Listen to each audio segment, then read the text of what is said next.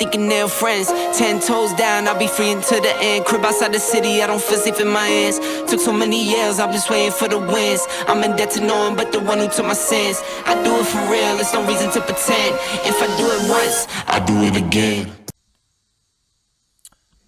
Alright, we're recording. Welcome back, guys. So today, we're recording outside. It's a beautiful evening here in we're in Maryland. I said Pennsylvania.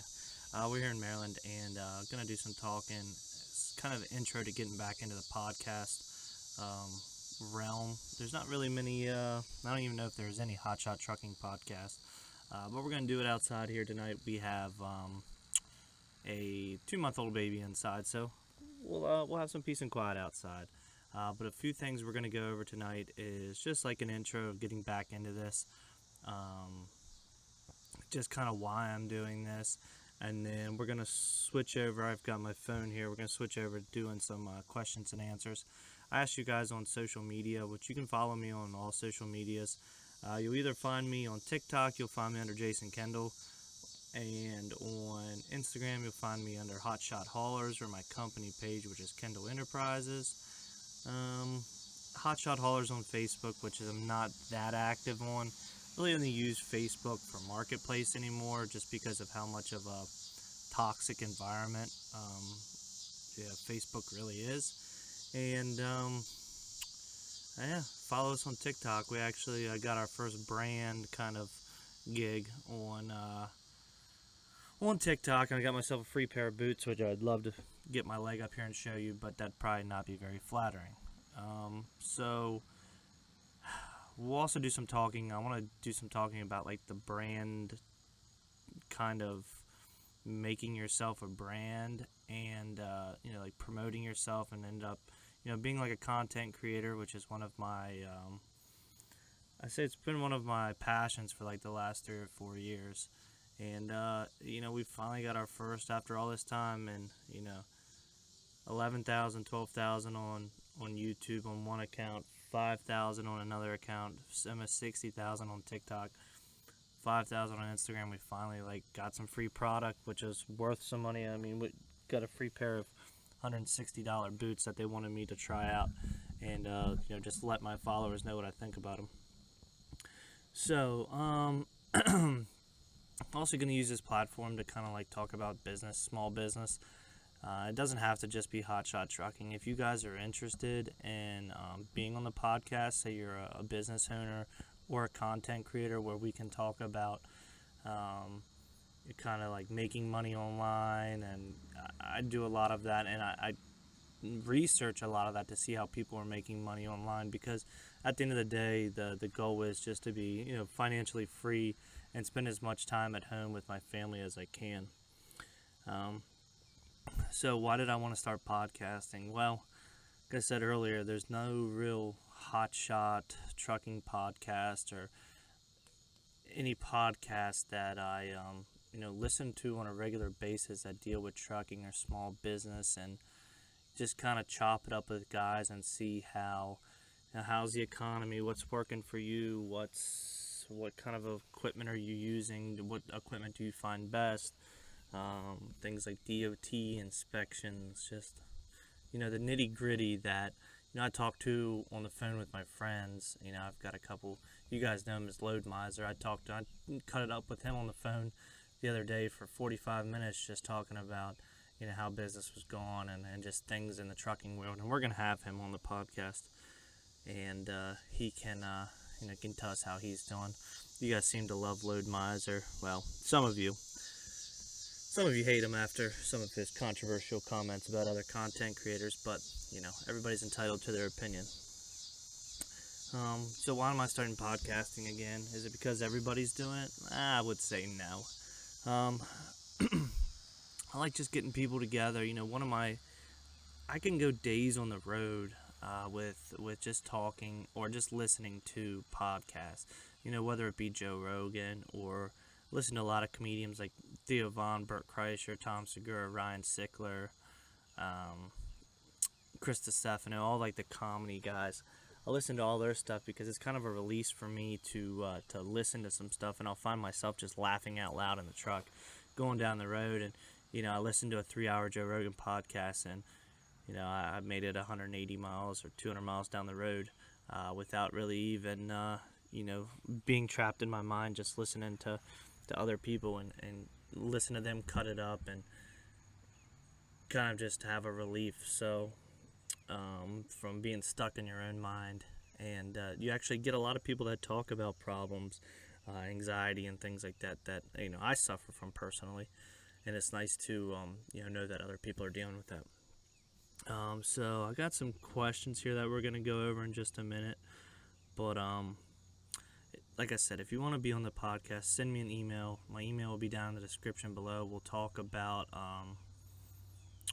what you may want to talk about, what you may not want to talk about, and we'll schedule a time to do probably a Zoom call, because that's the chance of us truckers being all in the same spot, whether it be like a truck show or something, which would be awesome to be able to get multiple recordings done at a truck show, and be able to just talk to like-minded individuals, and even be there in person to go over their equipment and stuff that they're talking about. So I'm going to go switch over here, and we'll go over some of the questions. So when I do these question and answers, I'll be asking you guys on usually Instagram and the community tab on Facebook to give me your questions that you want me to answer on the podcast. Every so many episodes, like when I do a solo one that's not a Zoom call with somebody else, I'll make sure I ask that before, and then we'll be able to go over all the questions and answers. So let's get our phone here. Let's see here. We have to switch over to this channel, your channel, community tab. Alright, so it looks like we got 4 questions here on YouTube, and then we'll switch over and check, see what we got on Instagram. So the first question is, what fuel cards can you do fuel cards? With specifics on how they get paid, like ACH from your account, grace period, etc. Might be a whole video on itself, etc. Yes, I will do a whole video on fuel cards, but the gist of it is depending on the company. So I have 2 fuel cards, and the main one I use is RTS, which is an ACH from your account every 7 days. You can set the day you want them to take the money out, and mine's on Tuesday. That's what they recommended for some reason. Would it be to a withdrawal from Tuesday? So you see it on Monday how much it is, and then they withdraw on Tuesday. And I'll do a comparison then on, so like I use my RTS card for pilots, some like different mom and pops. I'm trying to think of all the other ones I use for them, but their main accounts are with Pilot, Flying J, and what their biggest discounts are. And then with my TSD Logistics card, I've been getting my best discounts with Loves, and then TA and Petro seem to be the best, hands down, is that TSD card with TA or Petro. I think the last time I got fuel, I'm thinking it's like $1.26 a gallon off. And then you have things like Mudflap, which depending on the area you're in, Mudflap's more of like the I think like the Midwest, like the best I've ever got was like Ohio, Michigan kind of area, was able to get the best discounts with Mudflap.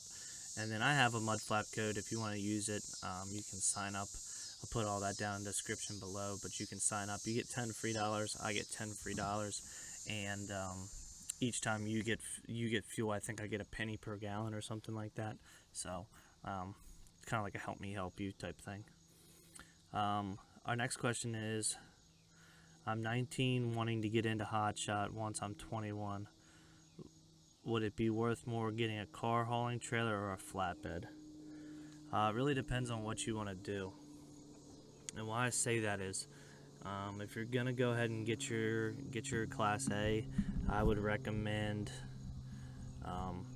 kind of doing some research on your area. It's all gonna depend on if you want to be home every night, if you're willing to stay out on the road for weeks at a time. Either or, depending on Class A or not, you're gonna be able to make money, and it's kind of preference. And my preference honestly has shifted so much. So I started out with cars. I've pretty much stuck with cars the whole time, whether it being open or now enclosed work. But I did dabble in some freight, which freight had slowed down for me, which I'm thankful I was able to lean back on the car side of things, purchase that brand new enclosed trailer, and now I'm running with the enclosed market, which is it's my personal preference, I would say, because it interests me, like the cars. When you find yourself taking pictures of the cars or videos of the cars and you're admiring the cars, it really makes your job a lot easier, which it makes the job easier. It makes you passionate, makes you take care of things, makes you take care of your equipment, because you want to impress the customer. So it's kind of personal preference of what you want to do as far as either cars or freight. Honestly, when I tell people getting into the market, I think cars is a little easier to get in and understand. Everybody knows how to drive a car, obviously. You load them, you unload them.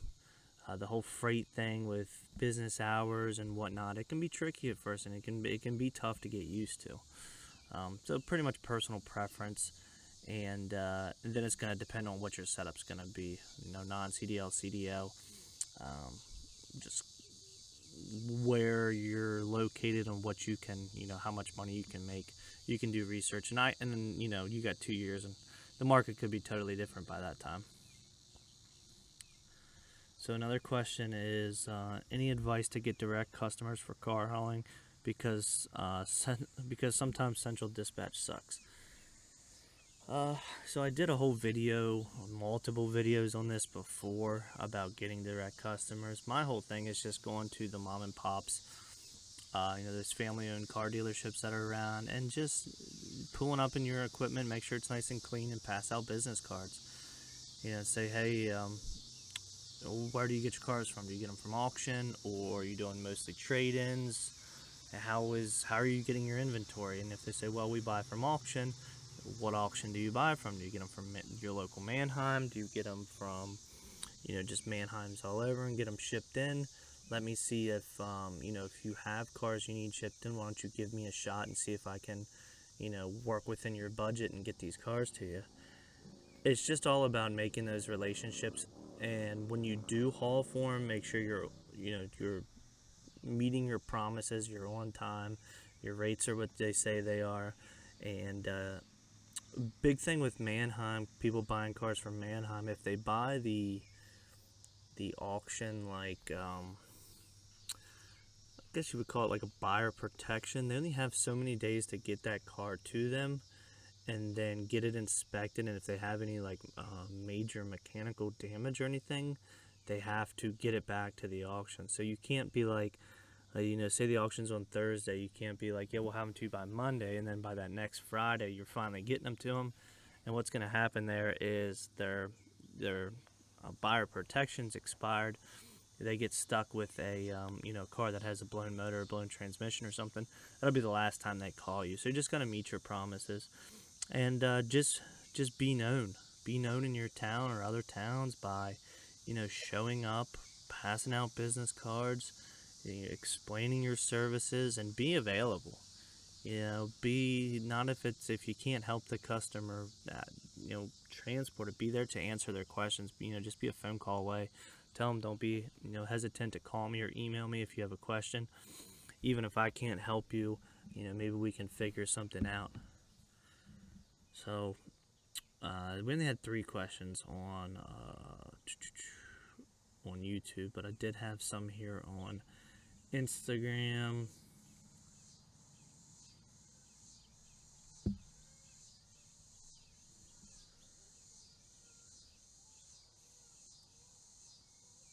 Here's a question that came in from Jordan McCarroll. It says, best freight brokerage. I don't know if there's any good freight brokerages. That's just kidding. I don't. So I have a dispatcher for my owner-operator, so he deals with mainly all the brokers, but I haven't really had any issues as far as we use a factoring company, which is RTS, and I really haven't had any issues with getting paid. The easy ones to deal. I feel Landstar is very easy to deal with. Trying to think of who else that I've used here recently. I can flip over here and tell you some of the most recent brokers we've been dealing with, and we, with having as long as they have good credit with RTS, there's no problems with getting paid. I'm gonna try to find it here for you guys. So we've been using, let's see, the last couple ones have been Landstar, TQL. Everybody hates TQL. I hate TQL, but it is what it is. iRate Logistics has been pretty good to us. And then, like, 5 out of our last 6 loads have been through Landstar. So, and like I said, we haven't had any issues. Landstar moves hundreds and thousands of loads a day, so between brokering and their own trucks, so they've got it pretty much down packed.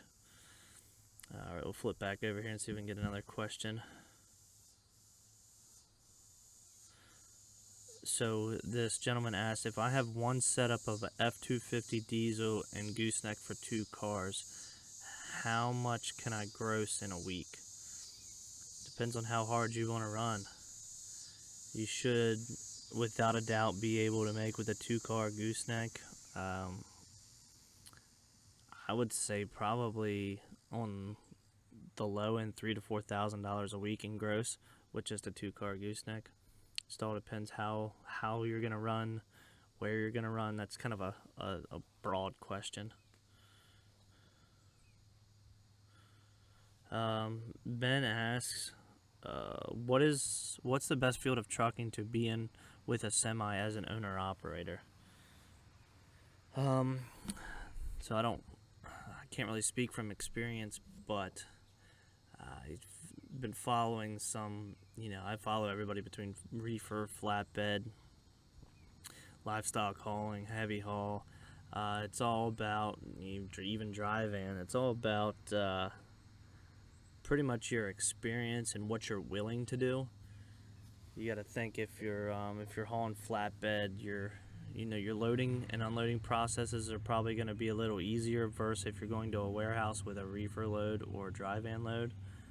And then if you bounce to another field, if you say like heavy haul, you're going to have to learn how to run the equipment. Some places you have to load your own equipment. You're going to have to learn how to do that. You're going to have to learn more securement, permits, oversize. It's just, and if you're running oversize all the time with heavy haul stuff, like parking at night's going to be hard to find sometimes. There's not enough room for oversized rigs. So the best field is pretty much what you're going to be most comfortable in. This gentleman asked 2 questions. Where do you get your loads? Is there a website or do you have private contracts?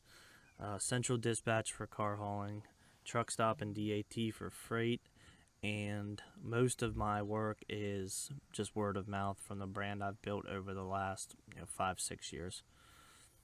He also asked, what's a good truck to start with for this kind of work? The truck that's going to cost you the least amount of money to run, maintain, and if that truck breaks down, how much is that truck note that you're going to have to be paying while that truck's broke down?